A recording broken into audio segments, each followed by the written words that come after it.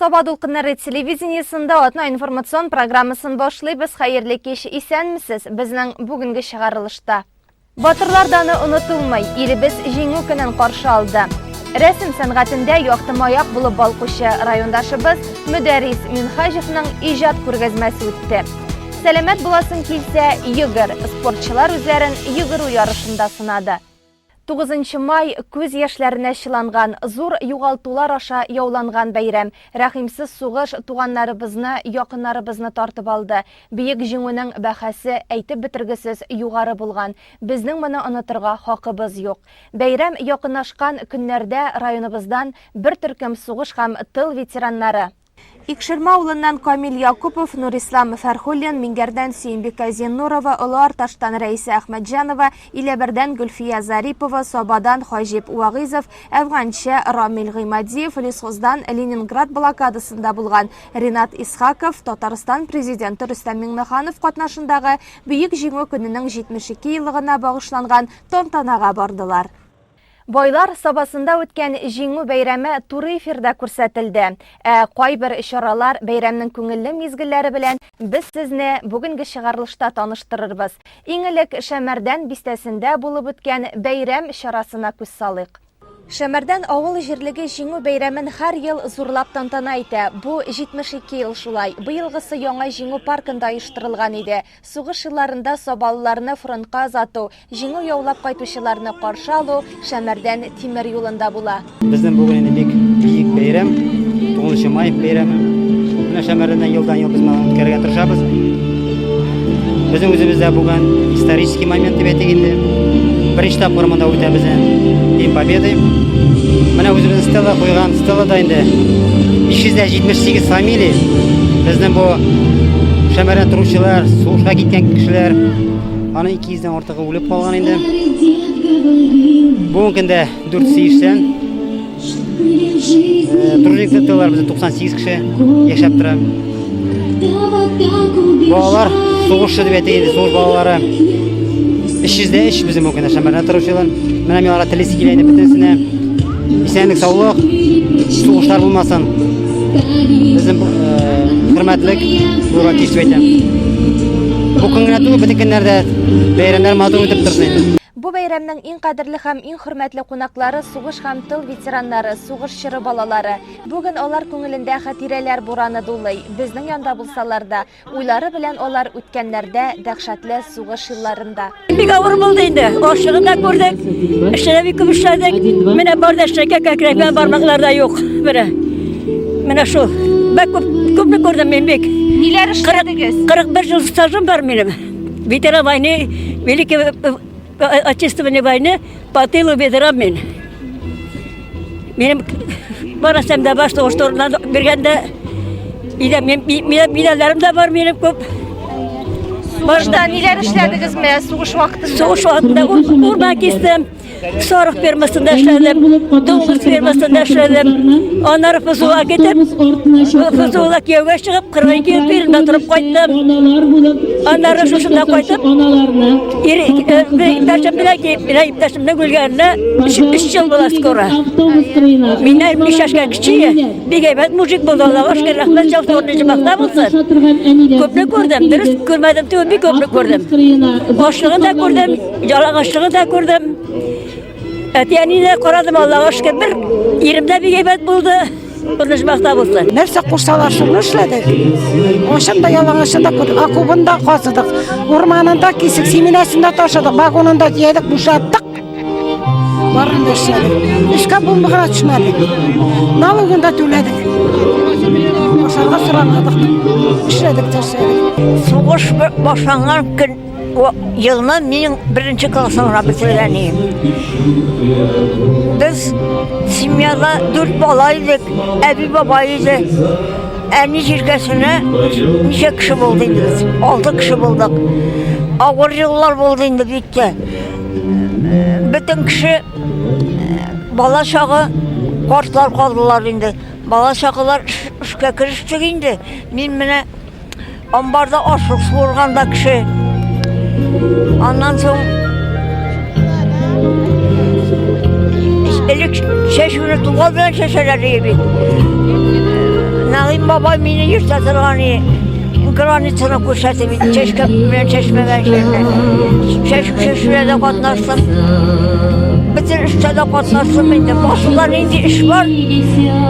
Basılan indi iş var. Bu korku vaktinde bizim üstüne de katlaştım. Bala kişkine olsak da yürüdük. Жиңүнең 72 еллыгын Шәмәрдәннең һәр оешма предприятиесе хезмәт үрләре уңышлары белән каршылый. Бәйрәмгә килгән эшче хезмәткәрләрнең дә шуңа кәефе күтәренке. Парад сафында икмәк кабул итү, газ үткәргечләр линия идарәсе, шифаханә, коткаручылар отряды, Татметагро, торак коммуналь хуҗалыгы, лицей, балалар бакчалары һәм башка коллективлар ветераннарга баш иеп, горурлык хисе белән атлый.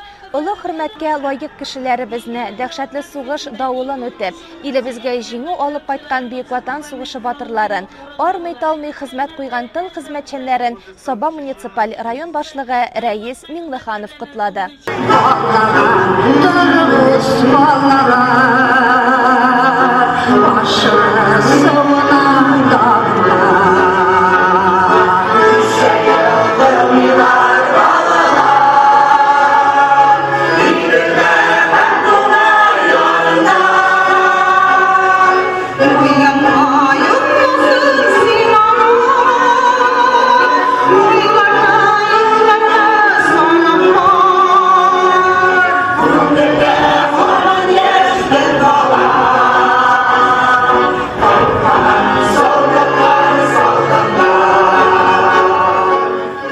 Парктагы стеллага чәчәкләр куйгач, Шәмәрдән халкы батыр уллары хөрмәтенә торгызылган һәйкәл каршына чәчәкләр салырга кузгалды. Таш һәйкәлләр балкый тыныч кына. Өйрәнгәннәр алар тынлыкка. Һәйкәлләргә килик, гөлләр куйык, һәйкәлләрне тыңлыйк тын гына. Бу мизгелләрдә чәчәк салган һәр кеше күңеленнән килер көнгә тынычлык, иминлек теләгәндер мугаен. Бәйрәм көнендә кич Байлар сабасындагы үзәк майданда мәдәният хезмәткәрләре тарафыннан күңел ачу чаралары оештырылды. Ничә яшьтә булуга карамастан һәркем уеннарда катнашып, яхшы кәеф белән бәйрәм итте. Кичке сабабызда гармон, тальян моңнары яңгырады. Онытылып баручы милли уеннарыбыз назалы, капкалы, йөзек салышлы уйналды. Һәркемне үзенә җәлеп итүче концерт номерлары да бәйрәмгә үзенчә ямь истәде. Соңыннан дискотека һәм бәйрәм салюты булды.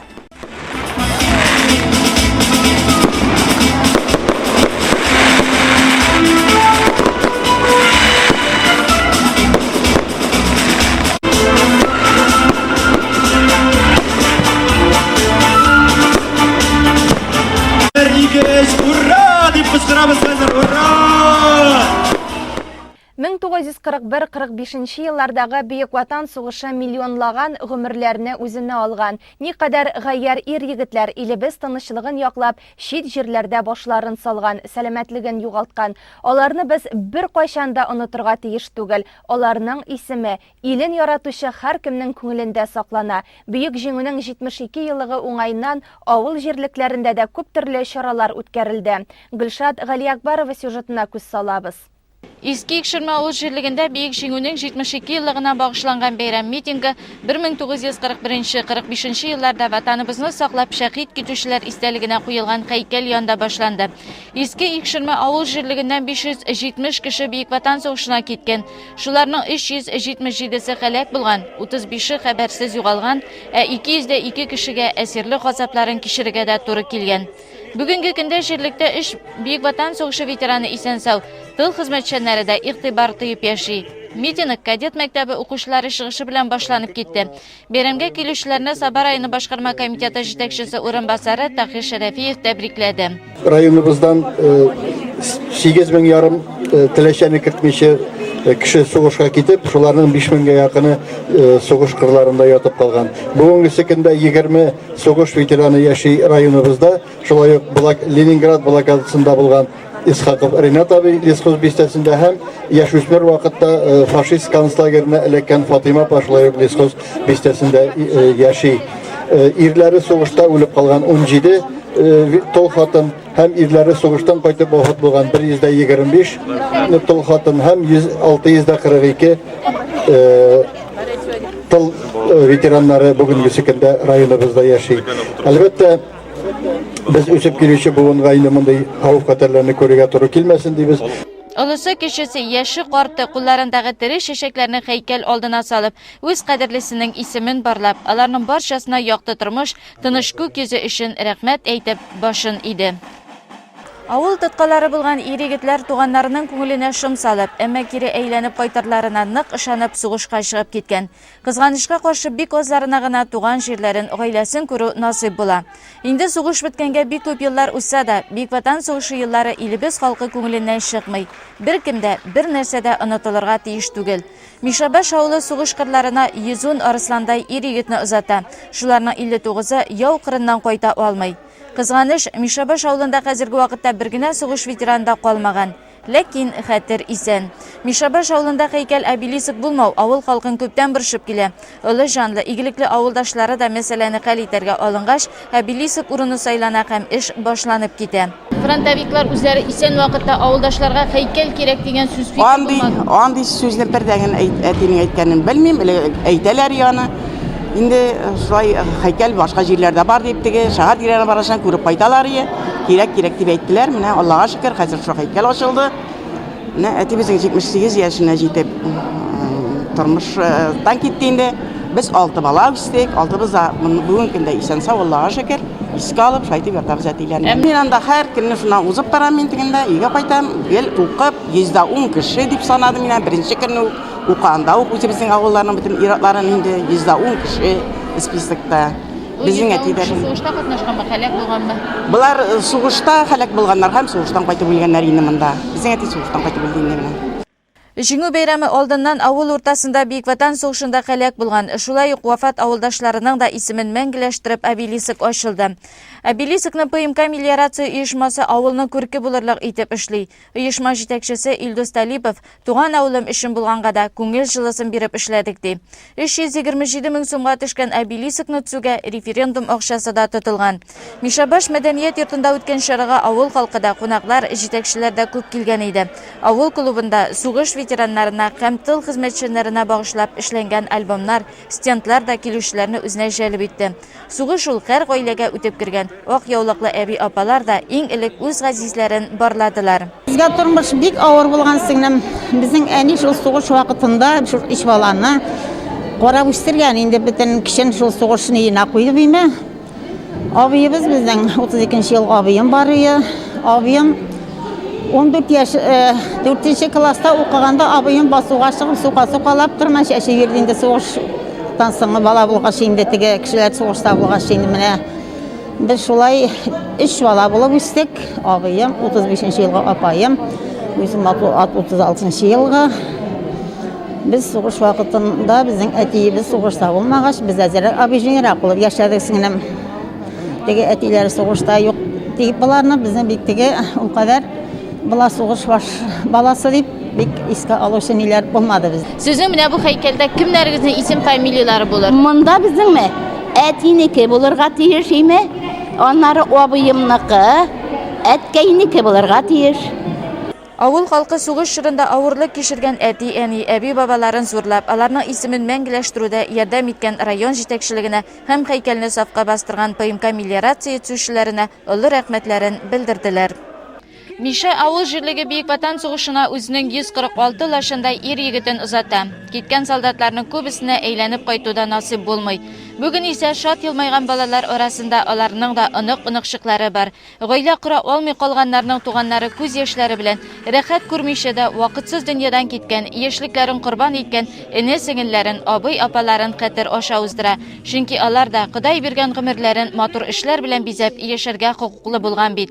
Лесхоз мәдәният йортында үткән чарада шул чырлар кайтавазы булып, сугыш чыры-чырлары һәм биюләре яңгырады, башкарылды.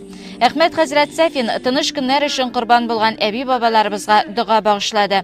Саба районы башкарма комитеты җитәкчесе Равил Гасимов үз чыгышында данлы тарихи үткәнебезне онытмасак иде диде. 9 май ул һәр кемгә дә язлы, чәчәкле яз булып килгән. Һәр кемнең йөзендә елмаю балкыган, һәр кемнең йөрәгеннән бәхет, шатлык ташып торган. Бик күп югалтулар булуга карамастан, ул көн җиңү көне. Һәм ул улы бәйрәм көне. Мин сезнең барыгызны да иң беренче чиратта ветераннарыбызны шушы улы бәйрәм, җиңү бәйрәме белән тәбриклим.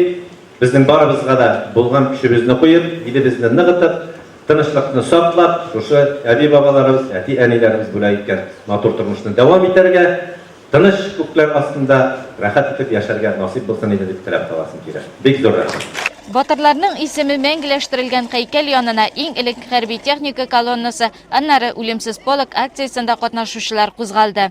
Батырлар истәлегенә һәйкәлгә чәчәкләр куелды.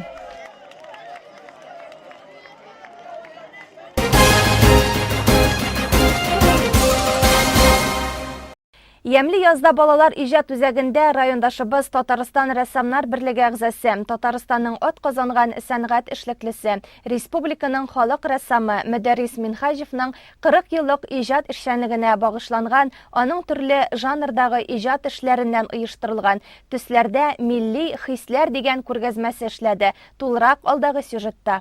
Мөдәррис Минхаҗев тумышы белән Шәмәрдән авылыннан кечкенә вакытында әнисез калып, үги ана тәрбиясендә яши ул. Хәер, сүздә генә үги, тормышта исә үз әниемдәй үстерде дип искә ала рәссам. Балачак елларында әтисе белән ат җигеп гел хезмәттә булалар. Иң беренче ясаган рәсемнәрендә ат сурәтләнүдә гаҗәп түгел. Рәсем сәнгатенә мәхәббәт әлбәттә әтиемнән. Чөнки минем әтием Мөхитдин Шәмәрдән дә гомер кичерде һәм шунда бакыйлыкка күчте. Әти гомер буе арбалар, чаналар ясады. Менә тарантас диләр, хәзер мин аны бик сирәк күрәм. Сиртмәле арба шундый.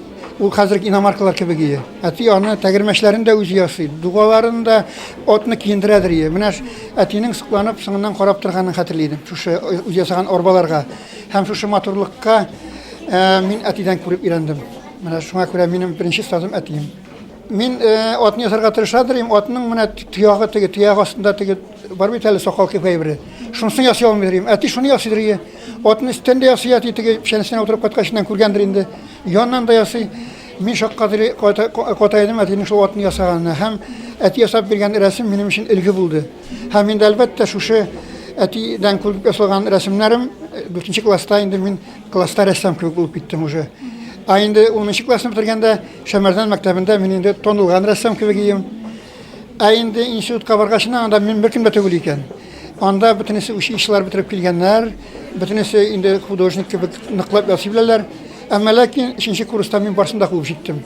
Әкреннән хезмәт белән гомумән әтием рәттә хезмәттә йөзәргә. Мин шуңа күрә рәхмәтле үземнең әтиемә, ул мине хезмәтнең кадерен белергә, хезмәтнең тәмен аңларга һәм хезмәтнең җаен белергә өйрәтте. Менә рәсем сәнгатендә хезмәтнең игешеге юк. Чөнки сәнгать ул менә бөтенләй үзеңне шуңа биреп башкарганда гына эшләрне башкарып була торган шундый бер могҗиза. Җәйге шилләдә кызу пешәнесте тамамлангач, булачак рәссам Ижау университетына юл ала. Уңышлыгына укырга кереп 1976 елда сәнгать графика бүлеген кызыл дипломга тамамлый. Шактый гына гомере республикабызның Түбән Кама шәһәрендә уза. Үткән гасырның 90нчы еллар ахырында Лениногорск шәһәренә килеп төпләнә. Күргәзмәгә авторның төрле жанрдагы иҗади эшләре куелган. Күпчелекне туган җир табигате, гади, әмма кадерле көн күреш әйберләре, милли ядкарлар тәшкил итә. Мин татар малай буларак, миңа бүтән тема бөтенләй керми дә башка. Чөнки мин шушы мөхиттә тәрбияләнгән, шушы минем шулык дине дә аның, шулык менә туган як авыллары да, шулык сабантуйлары да, шулык менә бөтен темалар, шишмәләр дә алар минем канга сеңгән. Мин татарча уйлыйм, татарча яшим, татарча иҗат итәм. Шуңа күрә бу минем өчен иң изге, иң газиз иҗатымның юнәлеше. Күргәзмәнең ачылу тантанасында Сабан муниципаль районы башкарма комитеты җитәкчесе Рауль Гасыймов, сәнгать сөючеләр, укучы балалар, Казан кунаклары, шул исәптән Татарстан һәм Россия рәссамнар берлеге җитәкчесе урынбасары Альберт Шихабиев, Бөтен дөнья татар конгрессының Казан бүлеге рәисе Фәрит Мифтахов, академик, тарих галиме Индус Тахиров, академик, галим Энгел Тахиров, әдәбият галиме, шагыйрь профессор Әнвәр Шәрипов, Татарстанның халык язучысы Габдулла премиясы лауреаты Марсель Галиев, Татарстанның халык шагыйре Габдулла Тукай премиясы лауреаты Гәрәй Рәхим, Татарстанның ат казанган сәнгать эшлеклесе, язучы, журналист, рәссам Дания Гайнетдинова һәм башка күренекле шәхесләр бар иде. Барыбызда беләбез, сәнгать ул дөрестән дә кешенең эчке халатын тәрбияли торган бер. Без аңа барыбызда якын булырга тиеш. Ул язучымы, ул рәссаммы, ул башка төрдә шөгыльләнәме. Менә ничек дип әйтергә Мәхсүм Алиш белән үзен мин Мөдәррис Мөхитдиновның беренче продюсеры дип таныштырды, аның белән дә сөйләшеп алдык. Минем күңелдә туган сорауны ул әйтеп бирде. Нәрсә бирә икән бу рәссамга үзенә? Менә шундый күргәзмәләр урнаштыру. Сәнгать бит инде ул аны кеше үзенең булган әйбертен ясагач, рәсем язамы, картина язамы. Менә чыгып йөрде безнең балаларыбыз, вроде бу рәсем сәнгатенә нинди кагылышы бар кебек тоела. Безнең тоже күрсәтәсе килә шушы балаларыбыз менә үсеп килә, милли традицияләрдә үзләренең биюләрен, милли киемнәр белән чыгып, алар бит аны булдырганнар, аларның күренәсе килә. Без аларга кул чаптык, молодцы дик, алар куанып чыгып киттеләр.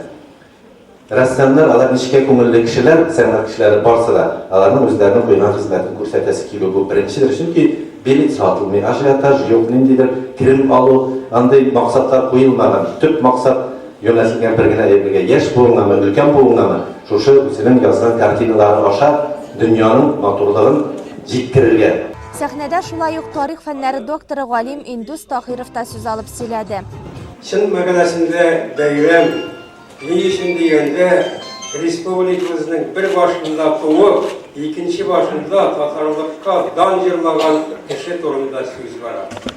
Аның эшләгән эшләре, аның тудырган әсәрләре, алар һич шиксез татарлыкны саклый торган нигез булып торалар. Әгәр дә без бүгенге көнне үзебезнең миллилегебезне, телебезне, динебезне, гореф-гадәтләребезне саклыйсыбыз килә икән, аның шикелле әнә шул тарихыбызга мөрәҗәгать итеп, андагы күренешләрне халыкка җиткерә белергә тиешбез. Менә ул шушы эшләрне бик ныклап эшләгән кеше. Дөнья күләм танылган мәшһүр галим Энгел Тахиров исә Мөдәррис Минхаҗевны җирдә тынычлыкны ныгыта торган адәм баласы, тынычлык илчисе дип бәяләп, аңа халыкара гуманитар академия исеменнән халыкара дәрәҗәдәге бүләк Роза мира дип аталган алтын медаль тапшырды. Мондый медальнең Татарстанда 5 кенә экземплярда икәнлеген дә ассызыклады. Күргәзмәнең исеме җисеменә туры килә. Төсләрдә, дөрестән дә милли хисләр. Авторның рәсемнәрендә гади кешеләрне, табигать манзараларын күреп сокланасың. Рәссам игътибарыннан халкыбыз тарихы да читтә калмый. Райондашыбызның иҗатына битараф булу мөмкин түгел. Ул һәркемне миллилеге белән үзенә тартып тора. 7 май көнне байлар сабасында Гафел бакча үзәге үзенең ишекләрен ачты. Бакча эшен һәм гүзәллек яратучылар өчен әлеге үзәк чын мәгънәсендә байлыкка тиң. Алдагы хәбәребез реклама хокукында әзерләнде. Дөньяны матурлык коткара дип юкка гына әйтмиләр, чөнки матурлык кына кешелеккә алга таба яшәргә көч бирә. Гафел бакча үзәге тәкъдим итүче гүзәллек иле моңа тагын бер дәлил. Үзәкне ачу тантаналы шартларда узды. Изге эшкә үзенең хәйр-фатихасын Татарстан Республикасы баш казые Җәлил хәзрәт Фазлыев ирештерде. Кем нинди генә матурлык тудырса, нинди генә яхшылык эшләсә, ул ахыр заманны ярагайта бөтен кешелек дөньясына хезмәт итә. Менә мин бу үзәкнең ачылуы менә шушы матурлык тудыра торган. Менә әйтәләр бит, Ририх красота спасет мир дип әйткән дип. Ул аны Ририх әйтмәгән, ул хадис. Аллаһ җәмилән юхиббул җәмилә. Аллаһ гүзәл, гүзәллекне сөя. Кем бер төп чәчәк утыртамы, бер төп агач утыртамы, тирәсен матурлыймы, ишек алдын себерәме, нинди генә матурлык туздырса да, ул ахыр заманны ярагайта, шуның белән кешелек дөньясына хезмәт итә. Бәйрәм теләкләрен башкарма комитет җитәкчесе Равил Гасимов һәм башка рәсми затлар да ирештерде. Аннан соң исә кызыл тасмалар киселеп, үзәкне ачу бәйрәмен уртаклашырга килгән райондашларыбызга бакча белән хозурлану мөмкинлеге тудырылды. Район үзәгендә бу күптән көтелгән һәм халык өчен иң кирәкле булган сәүдә базасы. Бакчаларын, йорт җирләрен яшелләндерергә, җиләк-җимеш, чәчәк үстерергә яратучылар хәзер теге яки бу үсентене алу өчен еракка барып йөрмәячәк. Бигрәк тә яз һәм көз айларында кеше җиләк-җимеш агачларын утырту белән шөгыльләнә бит. Һәм менә Сабаның үзендә бөтен таләпләргә һәм халык мәнфәгатенә туры килә торган бакча үзәге бар. Безнең бу бакчачылык белән эшләү инде 2009да башланган иде. Без ландшафтный дизайннар ясадык. Ул Казан шәһәрендә, Казан, Әлмәт, Шаллы шәһәрләрендә зур гына, матур гына бакчалар эшләдек. Без барыбер да үзебезнең тормыш иптәше белән хыял бар иде, шушы үзебезнең Сабада шундый бер агач сата торган җир һәм бакчачылыкка кешеләрне үндитергән нәрсә ясау турында безнең инде төп максат булып тора ул Сабада бу әмерне эшләү, халыкка Саба кешеләренә, тирә районнарына бакчага мәхәббәт уяту. Бу күп шикелле. Шуңа рәхмәт әйтәсем килә инде. Куанабыз, бик зур рәхмәт. Ну, мин таңа рәхмәт әйтәсем килә. Хатыныма минем шушы булган максатларны һәм ул безнең тиңату икебезнең булдык максатларыбызның. Әти-әни безгә булыша, андары туганнарыбыз, бүтән дусларыбыз рәхмәт әйтәсе килә инде. Без үзебезнең компаниябызны Гафел гаилә компаниясе дип атыйбыз. Безнең инде бу иң беренче Алим шул үсемлекләр, чәчәкләр белән шөгыльләнә. Мине дә бик өндәде. Мин дә шул бизнеска кирип киттем. Хәзер бик шуны яратам. И без бер выставкага барганда, анда европейский питомниклар бик күп иде. И шунда алар сөйләделәр, аларның питомниклары поколениедән поколениегә передаваться иде, нәселдән нәселгә. Һәм без дә шуңа күрә Гафел гаилә компаниясе дип атадык. Чөнки безнең балаларыбыз, безнең бизнес дәвамчылары дип көтеп калабыз. Һәм Гафел гаилә компаниясе Галимуллин Алим Фергатович һәм Эльвира логотипта күрсәгез, это корни, и дай бог будут у них плоды и деревья и все остальное. Менә шу 4 ел сату эчендә без күп кенә үзгәрттек. Хәзер инде алма агачларны, җиләк-җимеш агачларны җир белән сатабыз. Аннан бүтүнесен әйбәтләп карнивиннар белән теге тамырны көчәйтә торган нәрсәләр белән абрап эшкәртәбез. Аларны кисәбез, матурлап кешегә үссен дип сатабыз, әзерләп бирәбез. Һәм нинди схемасында ясап аңлатып бирәбез. Елдан ел ассортиментны зурайтабыз. Без менә җиләк-җимеш агачларыннан башладык. Хәзер инде безнең ассортиментта декоратив агачлар, семеналар алып кайттык. Менә бакча өчен нәрсә кирәк, төрле удобрениялар. Без аны укып, үзебез использовать итеп кешегә аңлатабыз. Сортлы розалар, менә һәр кеше рассада сырый, клубника, земляника сырый. Шуңа күрә ассортиментны киңәйтербез дип ышанып кана. Кеше башта бакчаны, андагы безгә хәтта исемнәре дә таныш булмаган агачларны, үсемлекләрне карап сокланып йөрсә, алга таба үзләре бакчаларында утырту өчен үсентеләр алды. Үзәктә моның өчен сату павильоннары да эшли. Халык исә бик канәгать. Иң мөһиме биредә сайлау мөмкинлеге зур. Шулай ук монда хуҗалык кирәк-яракларын да юнәтергә була. Мондый бакчалар бик күп кирәк ул. Бөтенебезгә дә менә шуңа күрә килдек бит инде әйберләр алырга, карарга. Әле нәрсәләр алдыгыз менә бүген? Менә алмагач алдык. Ничә төрле сортында, берничә төрле күренә. Өч төрле алып карадык, әле менә утыртып барыбыз. Моңа бар идеме соң алмагачлар? Бары, просто әзрәк тагын төрләндерергә. Икенче төрле. Менә икенче төрле чәчәкләр, ниләр карарга әле. Чәчәкләр яратасызмы үстерергә? Яратабыз. Бик Нәрсәләр яратабыз. үстерергә телисез һәм гомумән менә тагын нәрсәләр алыр идегез менә шушы үзәктән? Менә монда матур декоративный рассадалар бар бит инде, растениялар бар, аны шуларны карыйбыз хәзер менә чыгышлый. Розалар карыйбыз. Шул хәтле матур бакча үзәге ясаганнар. Гүзәл, бөтен кеше шакката торган, шундый күп агачлар, шундый күп куаклар, ул алмаларның нинди генә сорты юк. Беләсезме, алмага чәчәк аткан вакытта җәннәт бакчасы була бит. Шундый матур була. Аннан соң чәчәкләр, әнә роза чәчәкләре, нинди генә юк име. Төрле формадагылары, төрле сортлары бар. Аннан соң файдалы жимолус бар анда. Жимолус бик файдалы, күп авырулардан саклый. Лапчатканың бик күп төрләре бар. Менә шуларны күрдем. Гомумән, монда шундый матур, зур нәрсә дип әйтим инде. Бакча, матур бакча. Алим һәм Эльвира бик матур изгелек эшләгәннәр, изге эш эшләгәннәр. Алим экзаменнарга бик әйбәтләп әзерләнде. Мин аның укытучысы. Шулай итеп менә укытучы бит ул караңгы вакытта юлны яктыртып баручы прожектор шикелле. Менә ул шул мин салган юлдан китте. Рәхмәт аңар. Киев авылыннан килдек, менә бакча үстерәбез. Районыбызда шушындай үсентеләр сату, агач үсентеләре, чәчәкләр сату бик күп төрле монда сайлап алу мөмкинлеге бик зур. Рәхмәт, шушындай сату алуын оештырган кешеләргә рәхмәт. Алга таба да аларга уңышлар телибез. Әле менә бик күп кенә агачлар алгансыз. Нәрсәләр алдыгыз? Черешня да алдык, кызыл карлыган да алдык, алма агачлары алдык. Рәхмәт бас өчен дә. Үзем гомерлек биолог, агроном. И шуңа күрә бүгенге тантанада, зур бик бәйрәмдә шуның хәтлек матурлыкны богатый сабый тагы да яшелләнсен, гөлләргә күмелсен, матур чәчәкләргә күмелсен. Шушы яңа ачылган безнең Гафел компаниясе пусть процветает во благо всех людей. Матурлыкны, güzellikni менә без чәчәкләрдән, гөлләрдән күреп үзебезгә менә шушындый яхшы хис алабыз. Алим һәм Эльвираның бу гаилә бизнесы берничә ел элек башлана. Иң элек алар сату эшен интернет аша оештырып карый. Кызыксынучылар күплеге гаиләне менә шушы үзәкне ачу фикеренә китерә. Бүгенге көндә үсентеләрне юнәтүдә Гафел Самара өлкәсе белән хезмәттәшлек итә. Галимуллиннар тагын йортлар төзү юнәлешендә дә эш алып бара. Без агач өйләр төзибез. Безнең агачның өйләренең ул клеоны брус дип әйтгәндә профилированный брус. Без Киров компаниясе белән бердәлек белән biz үйләр төзибез. Өйне генә төзү түгел, бөтен мебелен, бөтен подключение теге кирәт тәтәрен төзибез.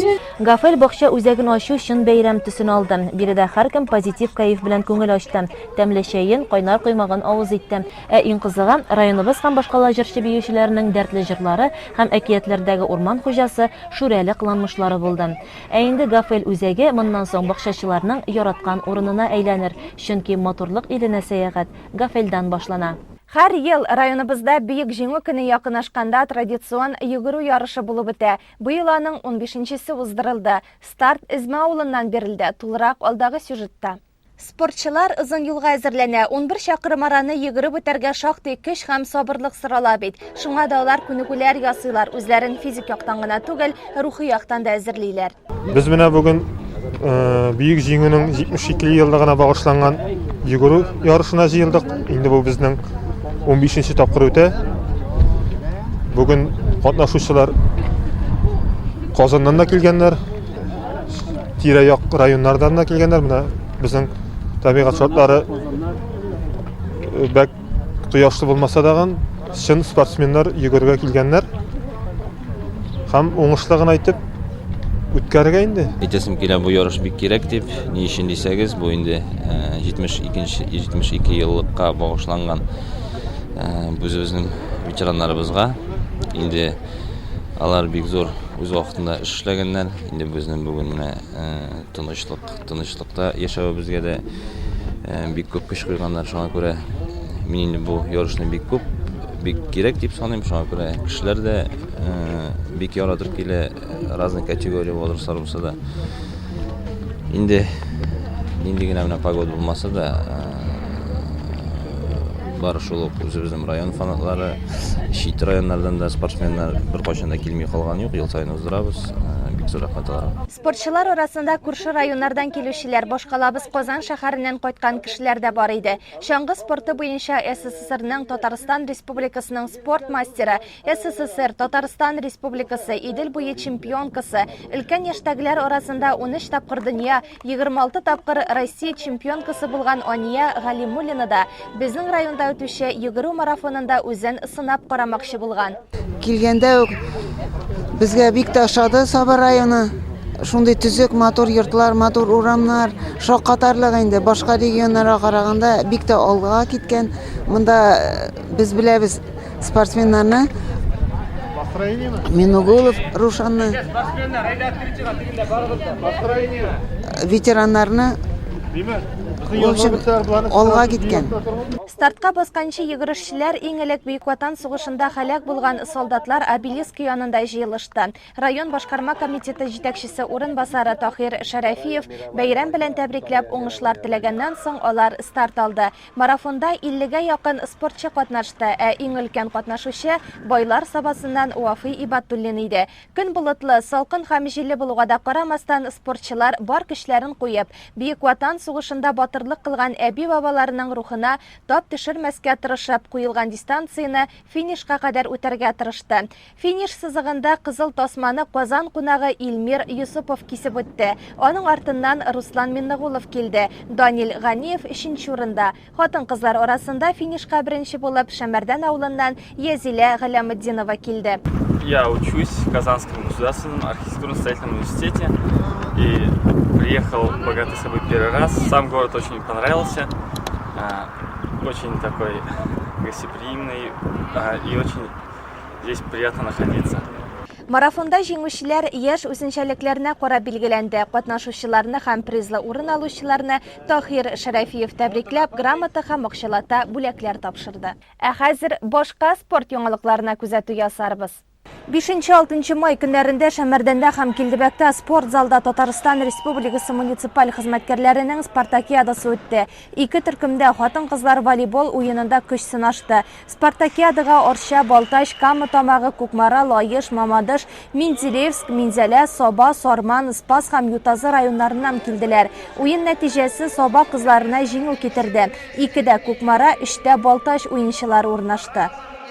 Бөек җиңүнең 72 еллыгы уңаеннан Соба спорт комплексында тхэквондо буенча ачык турнир оештырылды. Биредә 2003, 2005, 2006, 2007, 2008, 2009 елга егет-кызлар көч сынашты. Спортчылар Соба, Опас, Биектау районыннан, башкалабыз Казан шәһәреннән 4 команда кайткан иде.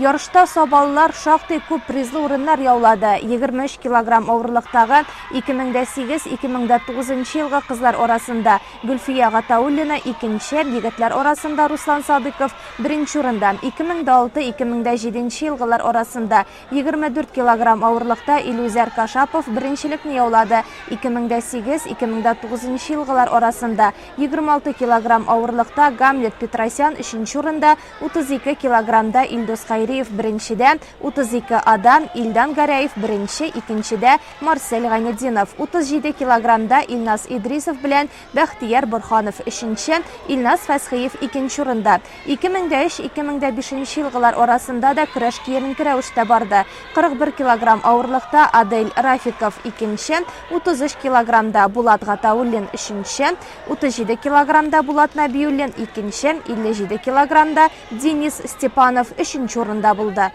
Шул ук көнне Лисхоз бистәсендәге Наратбуз сараенда 2005 елгы егетләр арасында хоккей ветераны Фәрит Рәхимов истәлегенә хоккей турниры уздырылды. Биредә Соба, Кукмара, Буа, Алабуга командалар уйнады. 1-нче урынны Кукмара командасы яулады, 2-нче урында Буалылар, Соба командасы 3-нче урынга ия булды.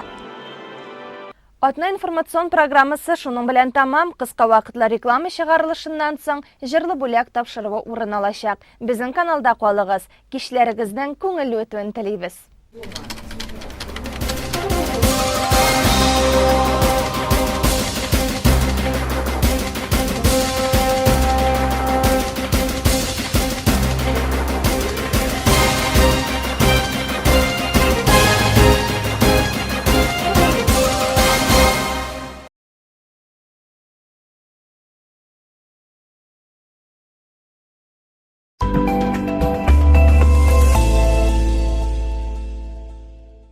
Мы победили, потому что мы были вместе.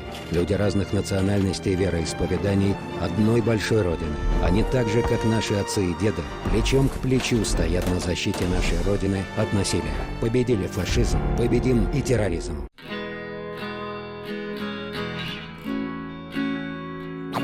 Ходить устал? Иди на портал.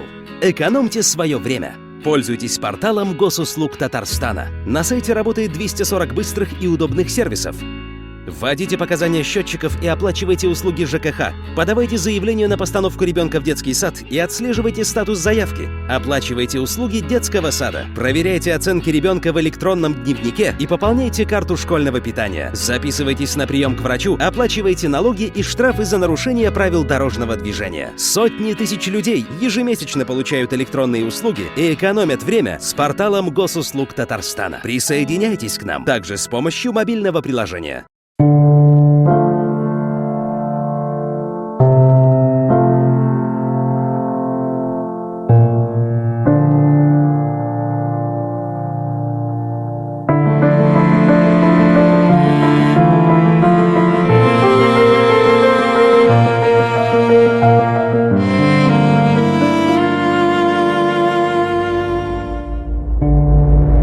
Не теряйте нас там, где ездят машины. Что вы знаете о наборе социальных услуг? Это страховка на случай тяжелой болезни. Это когда можно выбрать деньги. Деньги – это неправильный выбор. Лечение может стоить очень дорого. Например, онкология до 2 миллионов рублей в год. Ну, о наборе социальных услуг я знаю, но сосед мой не знает. И отказался от услуг социальных. И теперь ежемесячно 10 тысяч на лекарства тратит. Не надо брать деньги. Я очень жалею, что от лекарств отказалась. Что вы знаете о наборе социальных услуг? Это когда в случае отказа от денег лекарство можно взять на любую сумму. Но это спокойствие моей семьи. А сколько стоит ваше здоровье?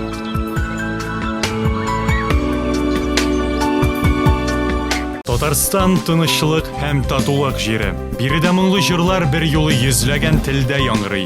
Без 1000 еллык дуслыкны кадерләп саклыйбыз. 22 апрель, Казан. Татарстанда яшәүче халыклар вәкилләренең съезды. Төрле культуралар диалогының кыйммәтле тәҗрибәсе. Республика халыклары традицияләренең кабатланмас мозаикасы. Татарстан безнең уртак йортыбыз. Идәни булса, кешесенә шул кирәк. Алмазда җиһаз ясыйлар, заказыңны бир тизрәк. 6 елдан артык мебель базарында эшләүче Алмаз җиһаз җитештерү предприятиесе заманча корпуслы мебельләр, бүлмә ишекләре тәкъдим итә. Сыйфатлы материал, төсләр күптөрлелеге, киле бүлшәү, кулай бәя, 6 айга кадәр бүлеп түләү мөмкинлеге, 2 елга кредитка бирү, 3 ел гарантия, яхшы дизайн һәм иң мөһиме югары сыйфат. Барысы да бездә, Алмазда. Сыйфатлы затлы итеп ясый белә осталар. Эшли белеп эшләгәч, бар яктан да ыталар. Алмаз мебель. Без сезнең өметләрне аклыйбыз. Илебездә яшәүче халыкларның уртак тарихы һәм киләчәге бар. Бергә яңа җиңүләргә ирешәбез. Безне гасырлар дәвамында ныгыган дуслык бәйли. Көч-куәтебез йөрәкләр бердәмлегендә. Халыклар төрлелеге, Татарстан байлыгы. Газиз дин кардәшләр, милләтебез ислам динен кабул иткән мәшһүр шәһри Болгар дөньяга сибелгән халкыбызны кабат изге Болгар җыенына чакыра. Дөнья мәшәкатьләреннән арынып, милли бердәмлекне тоеп, изге җирдән көч-куәт алып, рухыбызны ныгытып кайтыйк. Бәйрәм чаралары 20 май көнне иртәнге 8 сәгать 30 минутта башлана. Болгар җире сезне көтә. Федеральное агентство лесного хозяйства и авиалесоохрана предупреждают. Соблюдайте правила безопасного поведения в лесу. Берегите лес. Обнаружили пожар? Звоните 8 800 194 00.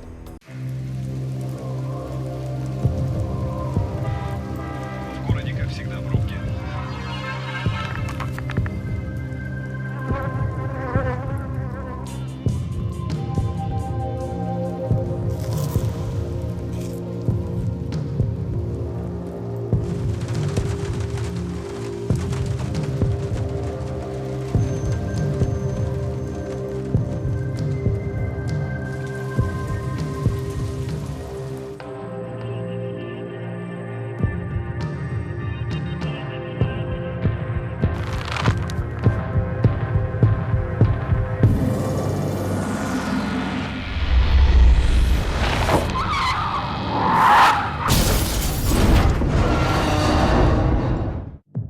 Потеряв терпение, можно потерять жизнь. Не пересекай черту.